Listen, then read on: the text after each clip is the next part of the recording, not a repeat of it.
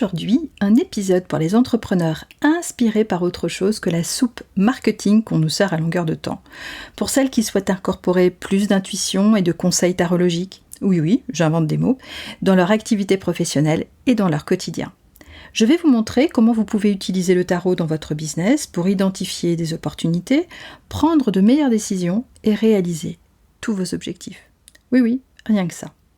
Je vous emmène dans les coulisses de Super Magic Me pour vous donner un aperçu de la façon dont j'utilise le tarot dans toutes mes activités.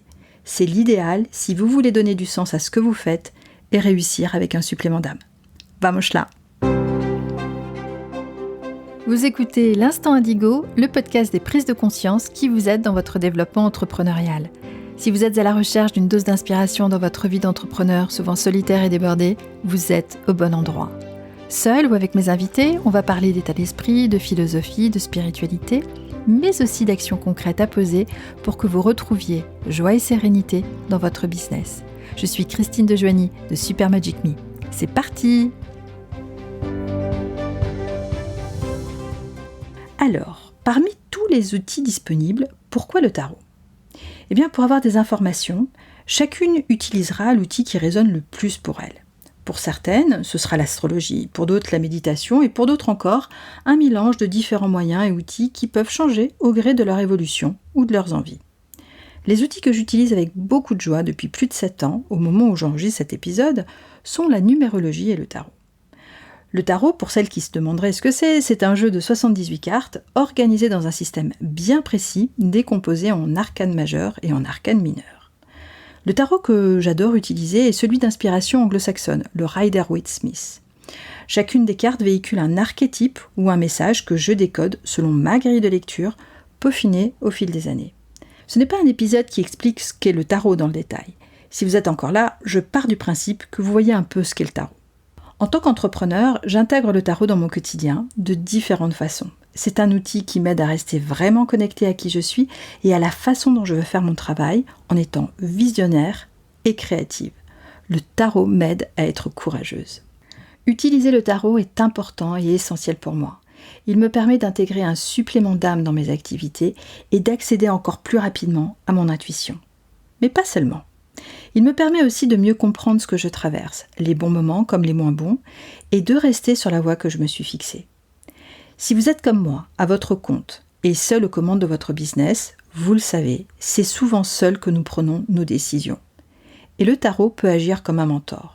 Avec les informations que je recueille lors d'un tirage de tarot, je me sens plus engagée, plus éclairée et, disons-le, plus alignée. Plus en cohérence avec mon business et ce qu'il apporte à mes clients. Voici 3 façons dont j'utilise le tarot dans mon business. Peut-être en pratiquez-vous déjà 1, 2 ou toutes les 3. Et peut-être que certaines d'entre elles seront nouvelles pour vous. Vous me direz. Première façon, la clarification.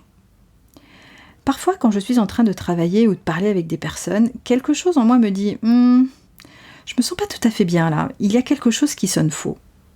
Je sens que quelque chose n'est pas tout à fait aligné, mais je ne sais pas vraiment quoi ni pourquoi. C'est soit de l'agitation, du doute, de la frustration, peut-être un peu de tout ça à la fois, mais je n'arrive pas à mettre le doigt dessus très précisément. C'est alors que je tire une carte de mon jeu de tarot pour faire le point. Cela m'aide à me centrer sur ce que je ressens et le sentiment associé, et me permet aussi de mieux comprendre ce qui se passe réellement. Qu'est-ce que mon subconscient a besoin de me dire et que mon esprit conscient n'a pas encore assimilé ? Cela peut être extrêmement utile pour éclairer les raisons pour lesquelles je me sens pas si bien que ça. Et puis agir en conséquence. Comment je veux me sentir à la place ? Qu'est-ce que je peux mettre en place, là, tout de suite, pour y parvenir ?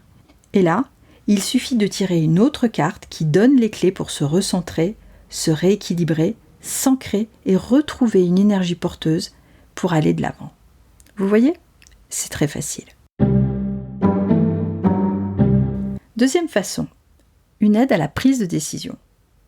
Avant d'entrer dans le vif du sujet, je tiens à vous préciser que lorsque je parle de tarot comme aide à la prise de décision, cela ne veut pas dire « Marcel ». Oui, je peux donner des prénoms à mes jeux de tarot. Et non, aucun ne s'appelle Marcel. En tout cas, pas pour le moment. Donc, Marcel prend la décision à ma place. Pour ensuite me dédouaner et affirmer « Oh, ça c'était une mauvaise décision, c'est la faute de Marcel, pas la mienne ». Jamais de la vie.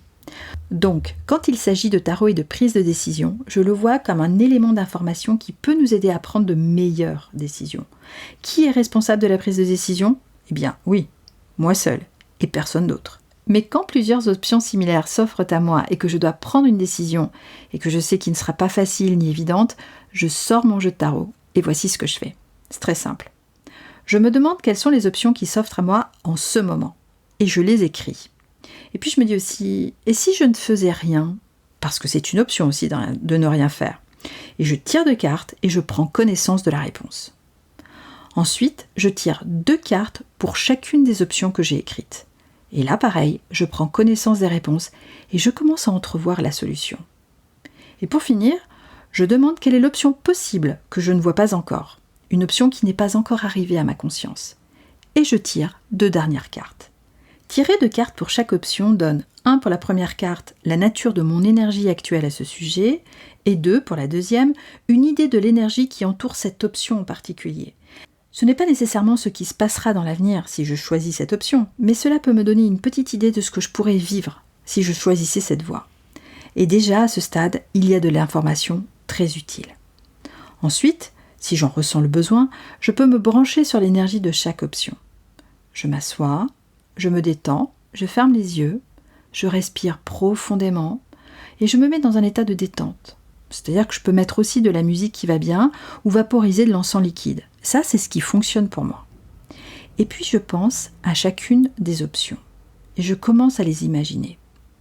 Je permets à mon esprit créatif de créer toutes les images dont il a besoin dans mon esprit. Il peut s'agir d'un symbole ou d'une scène entière. Je prête attention à la façon dont mon esprit choisit de se représenter cette option et à l'information que cela me donne. Ensuite, je ressens l'énergie de cette option. Est-ce qu'elle est expansive et excitante ou est-ce qu'elle est un peu contractée ou peut-être pas très intéressante ? Est-elle proche ? Loin ?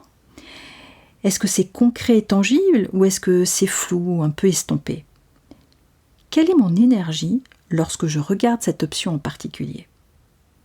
Vous le savez, notre subconscient a tellement d'informations à partager avec nous, et c'est donc une façon de s'y connecter. Et avec cette visualisation, je travaille sur chaque option à un niveau plus énergétique. Encore une fois, il s'agit d'une couche supplémentaire d'informations, d'abord avec le tarot, et ensuite avec de la visualisation énergétique à partir des informations données par le tarot. Je peux aussi y adjoindre l'approche plus logique, que nous connaissons toutes, faire une liste des avantages et des inconvénients. Mais n'oubliez pas que les cartes ne prennent pas de décision à votre place, mais qu'elles vous offrent une perspective et des informations supplémentaires. Troisième façon, la fixation d'objectifs. La fixation d'objectifs est incontournable lorsqu'on a un business à faire tourner, vous le savez. Si vous avez des difficultés pour vous en fixer, cette technique va certainement vous aider. Ce que j'ai constaté en animant des ateliers sur la vision de l'entrepreneur et des objectifs qui en découlent, et notamment au sein du Club Indigo, c'est que certaines personnes ont tendance à être très ambitieuses. Elles se fixent des objectifs gigantesques, très visionnaires, très long terme. Et parfois, ces objectifs sont un peu trop ambitieux. Mais il y a aussi d'autres personnes qui se la jouent petit bras. Elles se disent « Oh, je vais juste me fixer un petit objectif qui semble réalisable et qui n'est pas très grand et qui ne fait pas peur parce que je suis quasi certaine de l'atteindre. » Notez que ce discours interne est souvent inconscient. Et ce que j'aime dans le tarot, c'est qu'il vous aide à calibrer vos objectifs en fonction de ce qui est dans votre plus grand intérêt et dans celui de toutes les parties prenantes. Voici un exemple pour vous permettre de mieux comprendre et ce que je vous suggère de faire, même si on n'est pas le 1er janvier. Imaginons que vous vous fixiez un objectif financier pour l'année, c'est-à-dire le montant de revenus que vous aimeriez générer grâce à votre entreprise. Écrivez le premier chiffre qui vous vient à l'esprit. Bien. Ensuite, penchez-vous sur ce chiffre. Est-ce qu'il vous semble ambitieux, modeste ? Et écrivez-en 2 nouveaux. 2 nouveaux objectifs. Le plus souvent, c'est un montant plus élevé, un montant plus important, mais qui ne donne pas tout de même l'impression de sortir de sa zone de confort. Ou bien, si vous avez vu vraiment trop grand, quel objectif plus prudent pourriez-vous vous fixer ? Et là, dans l'idéal, vous avez 3 montants assez différents. Maintenant, ce que vous allez faire, c'est tirer une carte pour chacun d'entre eux. Et lorsque je fais cela quelques fois dans l'année pour mon propre business, je trouve que cela m'aide à trouver l'objectif le plus juste pour moi. Cela peut aider à vous montrer que parfois, certains objectifs un peu ambitieux peuvent être atteints, certes, mais qu'ils peuvent en fait avoir un impact négatif. Oui, vous pourriez atteindre cet énorme objectif financier, mais à quel prix ? Un épuisement professionnel ? Ou bien est-ce que cela va vous éloigner de ceux que vous aimez ? De même, vous pourriez vous rendre compte que vos objectifs sont aussi un peu trop modestes. Vous pourriez vous rendre compte que oui, vous pourriez atteindre cet objectif assez facilement, mais qu'aussi vous allez vous ennuyer, qu'il va vous manquer un peu de piquant, et que vous pourriez essayer de trouver quelque chose d'un peu plus challengeant. Eh bien, un tirage de cartes dans la fixation d'objectifs est une belle façon d'obtenir ces informations. Je vous invite à essayer la prochaine fois que vous avez des objectifs à fixer, que ce soit un objectif de chiffre d'affaires, de lancement, ou même une date à laquelle, disons, vous voulez revoir entièrement votre offre, que ce soit demain, dans un mois, 3 mois ou 6. Cette technique est facile et agréable. Il suffit de tirer quelques cartes, de ressentir l'énergie qui s'en dégage et d'interpréter les messages reçus. Voilà donc 3 façons d'utiliser le tarot que je pratique dans ma routine d'entrepreneur. Il y en a d'autres que je vous expliquerai dans un prochain épisode. J'espère que ces techniques, ces stratégies non conventionnelles vous éclairent et vous aideront dans votre activité. Bien évidemment, n'oubliez pas que le tarot n'est qu'un outil qui permet d'obtenir des informations et des conseils. Un outil génial et performant, certes, mais ce n'est qu'un outil. Il peut prendre le rôle de mentor, mais en fin de compte, vous savez que toutes vos décisions et les actions que vous prenez ne dépendent que de vous. Vous pouvez utiliser le tarot quotidiennement, aussi souvent que vous voulez, sans poser toutefois toujours les mêmes questions pour éviter les confusions et les erreurs d'interprétation. Mais faites toujours appel à votre propre jugement et à votre expertise. C'est ce qui permettra de prendre les meilleures décisions pour votre business. J'ai une dernière question pour vous. En sachant que vous pouvez utiliser le tarot comme source d'inspiration et d'orientation, quelle est la question ouverte que vous aimeriez poser là, tout de suite ? Ne soyez pas timide. Sortez votre jeu de tarot ou bien prenez rendez-vous avec moi ou avec un tarologue pour avoir des réponses. J'espère que vous avez aimé cet épisode. Si vous êtes arrivé jusqu'ici, a priori c'est le cas. Pour plus de conseils et de nouveaux regards sur la façon de faire grandir votre business, le prochain pas le plus évident est de vous inscrire à la newsletter de Super Magic Me. Le lien est dans les notes de l'épisode. À bientôt!